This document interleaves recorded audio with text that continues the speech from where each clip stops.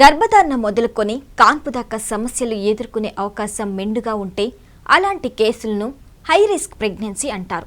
సాధారణ గర్భధారణ కంటే దీనికి మరింత జాగ్రత్త, పర్యవేక్షణ అవసరం. అలా ఆరంభం నుంచి జాగ్రత్తలు తీసుకుంటూ సరైన పర్యవేక్షణలో అవసరమైన చికిత్స తీసుకుంటే హై రిస్క్ ప్రెగ్నెన్సీలో సునాయాసమైన డెలివరీ, ఆరోగ్యవంతమైన శిశువును కనడం సాధ్యమవుతాయి. గర్భధారణకు ముందే పరీక్షలు చేయించుకోవటం వలన అప్రమత్తంగా ఉండటానికి అవకాశం ఉంది. అందుకే భార్యాభర్తలకు తగిన అవగాహన చాలా ముఖ్యం. సుమారు 20-30% గర్భాలు రిస్కుతో కూడుకున్నవై ఉంటాయి. అందుకే గర్భం దాల్చకముందే కాబోయే తల్లి వైద్య చరిత్ర, కుటుంబ ఆరోగ్య నేపథ్యం, వయసు, బరువు లాంటి అంశాల ఆధారంగా రిస్క్ తగ్గించడానికి డాక్టర్ తగిన సూచనలు చేస్తారు. అలా పూర్తి పర్యవేక్షణ ఉంటే ప్రెగ్నెన్సీలో రిస్క్ తగ్గించడానికి అవకాశం ఉంటుంది. ఆరోగ్యవంతమైన శిశువును కనే అవకాశము మెరుగవుతుంది. చాలామంది గర్భిణీలలో ఎలాంటి పెద్ద సమస్యలు తలెత్తువు. వారు జన్మనిచ్చే పిల్లలు ఆరోగ్యంగా, సంతోషంగా కూడా ఉంటారు. కానీ కొన్ని సందర్భాల్లో ప్రసూతి స్వభావం బట్టి అధిక ప్రమాదంతో కూడిన గర్భధారణలు ఉంటాయి. అధిక రిస్కుతో కూడుకున్న గర్భధారణ అంటే తల్లి ఆరోగ్యంతో పాటు పుట్టే బిడ్డ ఆరోగ్యం ప్రమాదంలో పడటం. అందుకే గర్భధారణకు సంబంధించి పొంచి ఉన్న ప్రమాదాలకు కారణాలు గుర్తించడం చాలా అవసరం. కాన్పు సమయంలో ప్రభావితం చేసే వివిధ క్లినికల్ సమస్యలు చాలానే ఉన్నాయి. డయాబెటిస్ అనేది గర్భిణీకి, పుట్టబోయే బిడ్డకు చాలా ప్రమాదకరమైన పరిస్థితి. అధిక రక్తపోటు, మూత్రపిండాల సమస్యలు కూడా శరీరంలోకి ముప్పుగా ఉంటాయి. గతంలో వ్యాపించిన క్యాన్సర్ కణాలు, అంటువ్యాధులు వంటివి ప్రసూతి వైద్యం జరిగేటప్పుడు ముప్పు కలిగించవచ్చు. హెచ్ఐవి ఉన్న గర్భిణీలు చాలా ప్రమాదంలో ఉంటారు. గర్భధారణకు ముందు ఉన్న దురలవాట్లను మానకపోతే కడుపులో ఉన్న బిడ్డను ప్రభావితం చేస్తాయి.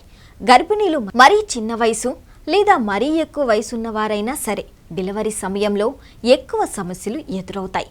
17 సంవత్సరాల కన్నా చిన్నవారైనా, 35 సంవత్సరాలు లేదా అంతకంటే ఎక్కువ వయసున్న పుట్టే బిడ్డలో బుద్ధి మాంద్యం తదితర జనన లోపాలు ఉండవచ్చు. గతంలో 3 కన్నా ఎక్కువ గర్భస్రావాలు అయ్యుంటే కూడా పునరుత్పత్తి వ్యవస్థలో సమస్యలు ఉండవచ్చు. దానివల్ల భవిష్యత్తులో గర్భం దాల్చాలన్నా అది చాలా ప్రమాదంతో కూడుకున్నదే అయ్యుంటుంది. గర్భంలో 2, 3 లేదా అంతకన్నా ఎక్కువ మంది పిల్లలుంటే వారి గర్భం కూడా సమస్యాత్మకమే. గర్భధారణకు సంబంధించిన గత చరిత్ర చాలా ముఖ్యమైనది. బహుళ గర్భస్రావాలు జరిగి ఉన్నా, ఎక్కువ కాలం పిల్లలు పుట్టకపోయినా, ముందస్తు కాన్పు జరిగినా, పుట్టిన వెంటనే బిడ్డ చనిపోయినా, 5 కంటే ఎక్కువ కాన్పులు జరిగినా ఇవన్నీ రిస్కుకు కారణాలుగా భావిస్తారు. అదేవిధంగా వైద్య చరిత్రను కూడా లెక్కలోకి తీసుకుంటారు. డయాబెటీస్, బీపీ, గుండె జబ్బు లాంటివి ఉన్నప్పుడు తగిన జాగ్రత్తలు తీసుకోవటం మీద దృష్టి పెట్టాలని సూచిస్తారు. గర్భవతి కావడానికి ముందే అప్పటికే తెలిసిన ఆరోగ్య పరిస్థితి ఉంటే సమస్య ప్రభావాన్ని నిరోధించడానికి ప్రయత్నిస్తారు. గర్భధారణ సమస్యలకు దారితీసే ఆరోగ్య సమస్యలు చాలా ఉంటాయి. ముఖ్యంగా గర్భాశయంలో ఫైబ్రాయిడ్స్ ఉండటం, అంతకుముందే గర్భాశయానికి శస్త్రచికిత్స జరిగి ఉండటం, అధిక రక్తపోటు, క్యాన్సర్, కిడ్నీ వ్యాధి, హెచ్ఐవి, ఊబకాయం, ఆటో ఇమ్యూన్ డిజార్డర్ లాంటివి ఉంటే తగిన జాగ్రత్తలు సూచిస్తారు. అధిక రిస్కుతో కూడిన గర్భధారణ అంటే ఒకరికంటే ఎక్కువ మంది శిశువులు ఉండటం, శిశువు ఎదుగుదలలో లోపాలు కనిపించడం, ప్రీనేటల్ పరీక్షల్లో జన్యుపరమైన సమస్యలున్నట్టు సూచించడం ఆధారంగా నిర్ణయించవచ్చు. అలాంటప్పుడు డాక్టర్ మామూలు కంటే ఎక్కువ శ్రద్ధ చూపుతూ అల్ట్రాసౌండ్ పరీక్షలు తరచూ చేయిస్తూ చక్కెర, మూత్ర పరీక్షలు, పిండపు హృదయ స్పందనలు తెలుసుకోవటం, బయోఫిజికల్ ప్రొఫైల్ చేయించి అందుకు అనుగుణంగా ఎప్పటికప్పుడు జాగ్రత్తలు తీసుకుంటూ వైద్యం అందిస్తారు. ఏమైనా గర్భధారణ సమయంలో ఆరోగ్యంగా ఉండటానికి ప్రయత్నించాలి. ప్రమాదకరమైన గర్భధారణ సమయంలో ఇది చాలా ముఖ్యమైనది. ముఖ్యంగా డయాబెటీస్ లేదా అధిక రక్తపోటు వంటి ఆరోగ్య పరిస్థితి మరింత జాగ్రత్త తీసుకోవాలి. ఫోలిక్ ఆమ్లం కూడా గర్భాశయ రక్తపోటు, గుండె జబ్బు వంటి ఇతర అధిక ప్రమాద గర్భ పరిస్థితుల ప్రమాదాన్ని తగ్గించడానికి సహాయపడుతుంది. గర్భం వల్ల తల్లికి కానీ బిడ్డకు కానీ ప్రమాదం ఉంటే దానిని హై రిస్క్ ప్రెగ్నెన్సీ అంటారు. సమస్యలు ఉన్నవారు గర్భధారణకు 3 నెలల ముందు నుండే కౌన్సిలింగ్ తీసుకొని తగు జాగ్రత్తలతో మందులు వాడుతూ గర్భధారణకు సిద్ధం కావాల్సి ఉంటుంది. గర్భం దాల్చిన తర్వాత గర్భం వచ్చిన 2వ నెలలోనే స్కాన్ చేయించాలి. దీనివల్ల పిండం గర్భసంచిలో ఏర్పడిందో లేక ట్యూబ్లో ఏర్పడిందో అర్థమవుతుంది. ఇటీవల కాలంలో ఇన్ఫెక్షన్ కారణంగా ట్యూబులు మూసుకుపోయి పిండం గర్భసంచిలో కాకుండా ట్యూబ్లోనే ఏర్పడుతున్నాయి. దీనివల్ల ట్యూబ్ క్రమేణా పెరిగి పగిలిపోయి రక్తస్రావం కావటమే కాకుండా పిండం కూడా చనిపోతుంది. స్కాన్ వలన ఈ పరిస్థితి నుండి బయటపడవచ్చు.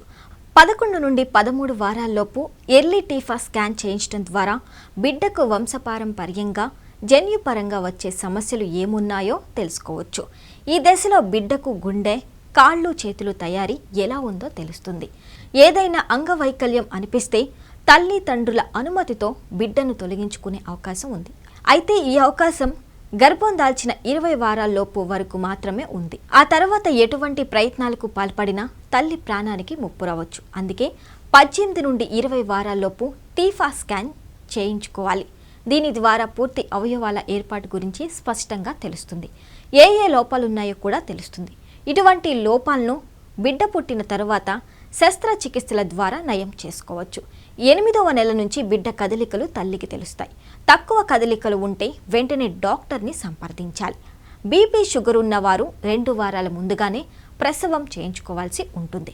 నిండు నెలల వరకు ఆగితే గర్భంలోని బిడ్డ చనిపోయే అవకాశాలు ఎక్కువ. అలాగే బీపీ ఉన్నవారికి ప్రసవ సమయంలో ఫిట్స్ వచ్చే అవకాశం ఉంది. అందువల్ల 2 వారాల ముందుగానే డెలివరీ చేయించుకుంటే తల్లి, బిడ్డ ఆరోగ్యంగా ఉంటారు.